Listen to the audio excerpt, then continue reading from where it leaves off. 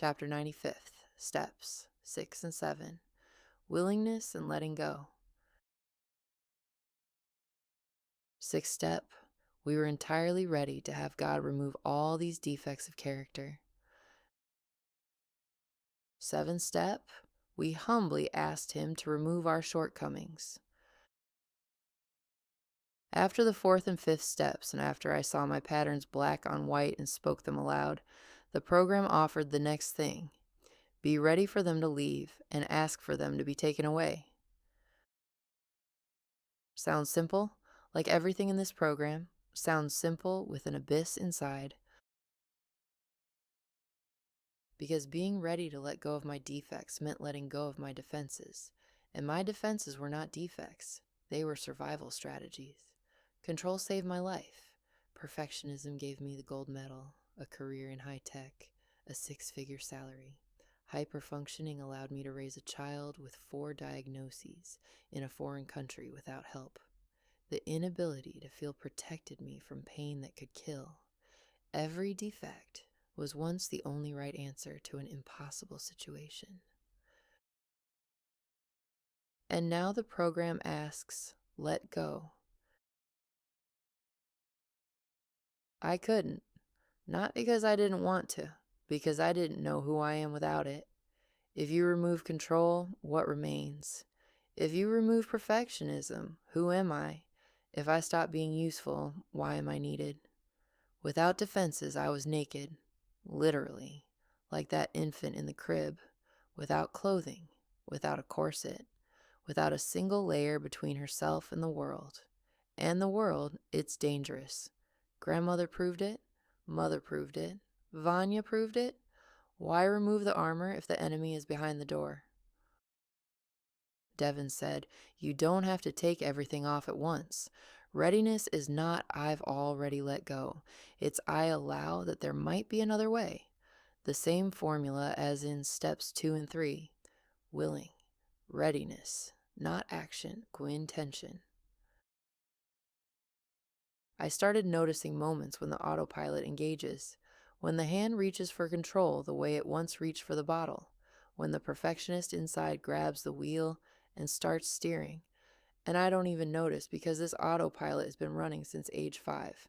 Noticing that's already the 6th step, not stopping, not fighting, simply seeing. There it is again, controlling again, solving someone else's problem again, trying to be useful so I won't be discarded again. And the 7th step, the strangest one, because it's about humility. Humbly ask. I, who from age 5 asked nothing from anyone, not from grandmother, not from mother, not from God, was supposed to humbly ask to have taken from me what I'd built for 41 years. I listened to Alan Watts. He said, don't fight with life. It's a dance. It's a storm. Learn to dance in the rain rather than fight the storm. Let go of suffering. Suffering is when you hold on to something. I needed to let go of the past I'd written in the 4th step, and I thought, maybe this is the 7th step. Let go, not forget, let go. Not pretend it didn't happen, but stop clutching it like a life ring that has long since become an anchor. For the first time, I didn't fight with my parts. For the first time, I said to each, thank you for protecting me. To my entire zoo, thank you for surviving. Rabbit, thank you for not letting me relax when it was dangerous around. Fox, thank you for finding workarounds when there were no direct paths. Control, thank you for holding when everything was falling apart.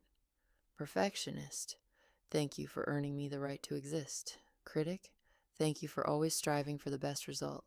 Now we can do it differently.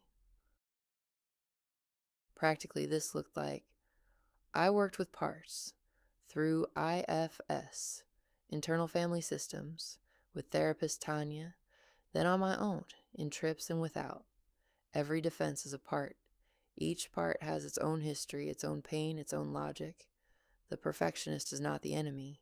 He is the child who got A's so grandmother wouldn't throw him out. The critic is not a sadist. She is mother's voice that said you're bad to prepare for the blow. If you already know you're bad, the blow won't be unexpected. Each part protected, each needed not to be killed, but to be thanked, and asked to work differently. The critic went first into the line of fire. If I say I'm bad myself, someone else's blow won't catch me off guard. He wasn't a sadist, he was a scout sent ahead into danger. At the International ACA conference in a meditation, I realized for the first time that I hated them. My parts, the perfectionist and the critic. I apologized to them, to my own parts, started speaking to them gently, made an agreement, not immediately, not forever, but began. Letting go is not an event. It's not a moment when you let go and that's it. It's a process that runs every day. Every day you notice you've grabbed control again. Every day you ask, help me let go. Not God, yourself. That part of yourself that knows how to be soft when the perfectionist sleeps. The one that sometimes, for a few minutes, for one meditation, for one breath, allows herself simply to be, without a goal, without usefulness, without a result. For a person who, for 41 years, did nothing without a purpose, this was a feat. Small, daily, invisible, but a feat. Many in the program said that after the 6th and 7th steps, they feel relief, that resentments leave, that energy spent on holding the past is freed. I felt this in snatches, like afterglow after MDMA. 2 or 3 days apiece, then everything returns, but every time slightly less, slightly freer, slightly softer, slightly quieter, slightly more air.